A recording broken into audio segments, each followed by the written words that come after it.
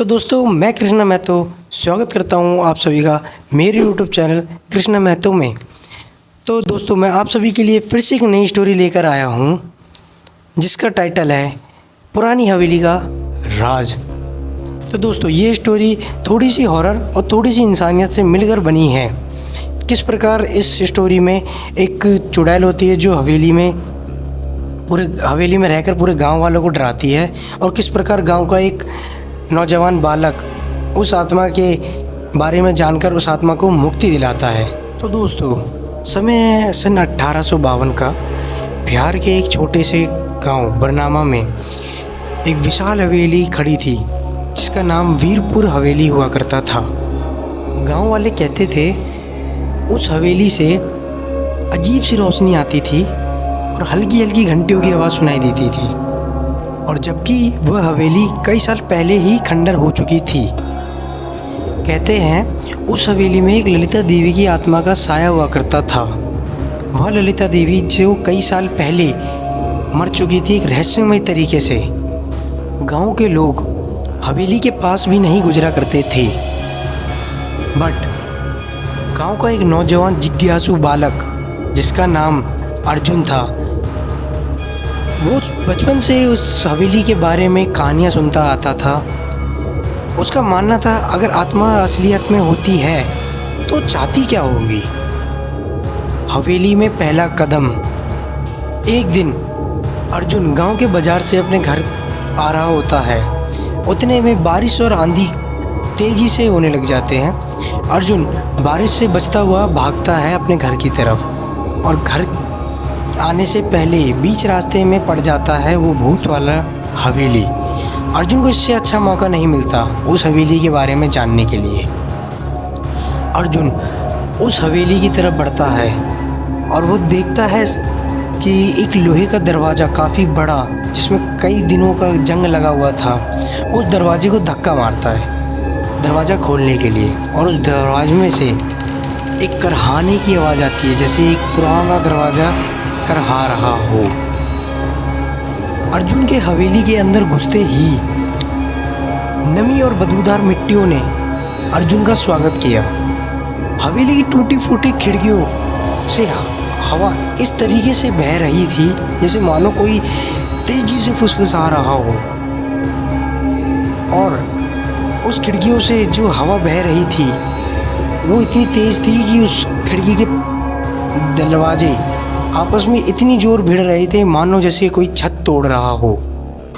अर्जुन उस हवेली में पड़े एक मसान को उठाता है जिसे वो जलाकर धीरे धीरे मुख्य हॉल की तरफ बढ़ता है, और वो देखता है किस प्रकार पुराने ज़मानों के चित्रें उन दीवारों में बनी हुई थी, दीवारों पर टंगी हुई थी। वो अर्जुन को कुछ इस तरीके से देख रही थी मानो वो चित्र हकीकत में जिंदा है। अचानक से ऊपर की मंजिल से पायल की आवाज़ आती है मानो कोई बहुत तेज़ी से हड़बड़ा के भाग रहा हो।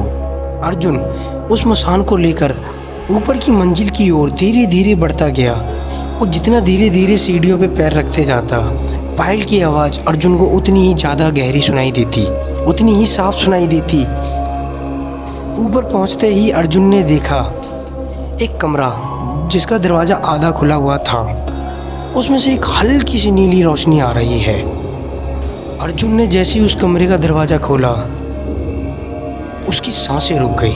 उसने पाया उस कमरे में एक महिला जो आधी मुंडी झुकाकर बैठी हुई थी, जिसने पहन रखे थे सफ़ेद साड़ी, उसके लंबे बाल, उसका चेहरा धुंधला सा था, बट उसकी आंखों से एक नीली सी रोशनी चमक रही थी। उस महिला ने धीमे से सुर में अर्जुन से कहा, तुम यहाँ क्यों आए हो? अर्जुन ने उस बात का जवाब देते हुए कहा, मैं तुम्हारा सच जानने के लिए आया हूँ। अर्जुन के पूछने पर ललिता ने अपना इतिहास बताया। ललिता ने अपना रहस्यमय इतिहास अर्जुन को कुछ इस तरीके से बताया। उसने अर्जुन को ये बताया कि मैं इस हवेली की आखिरी मालकिन हूँ, जिसे दहेज के लालच में उसके सास ससुर ने गला घोट कर मार डाला। मेरी मौत के तुरंत बाद मेरे सास ससुर ने मेरे मायके से दिए हुए गहने को अपने कब्जे में लिया और उन्हें एक बक्से में रख दिया। मेरी आत्मा इस हवेली में कैद है क्योंकि मेरा अंतिम संस्कार नहीं किया गया, जिस वजह से मेरी आत्मा इस हवेली में भटकती है और गांव वालों को डराती है। इस दौरान अर्जुन ललिता से पूछता है, तो किस प्रकार आपकी आत्मा को शांति मिल सकती है, मुक्ति मिल सकती है? तो इस बात का जवाब देते हुए ललिता अर्जुन से बोलती है, मेरे मायके से मिले हुए गहने एक बक्से में मेरे सास ससुर ने रखे थे। मेरी मौत को लेके जब गांव वाले मेरे सास ससुर को पूछने आए तो उन्होंने वो गहने का बक्सा हवेली के पीछे वाले नीम के पेड़ के नीचे धरती में गाड़ दिए। यदि वो किसी नेक आदमी के हाथ लग जाए तो मेरी आत्मा को शांति और मुक्ति मिल सकती है। अर्जुन अपने दोस्त भोला को लेकर उस हवेली की तरफ जाता है और उस भोला को सारी बातें बताता है, बट भोला अभी भी डरता है उस हवेली की भूतनी से। अर्जुन भोला को लेकर हवेली की ओर बढ़ता है, बट भोला पीछे हटने लग जाता है। उसके बाद अर्जुन उस ललिता देवी को आवाज़ मारता है कि एक बार आप आओ और मेरे दोस्त भोला को अपने बारे में बताओ। ललिता देवी की आत्मा को सामने से देखकर भोला आश्चर्यचकित रह गया।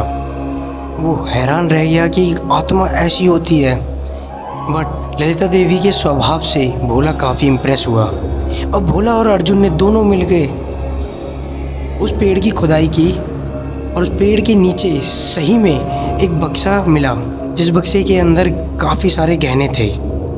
अर्जुन ने ललिता देवी के सारे गहने गांव के मंदिर में दान कर दिए, जिसे देख ललिता देवी काफ़ी खुश हुई। उस रात हवेली में एक रोशनी हुई।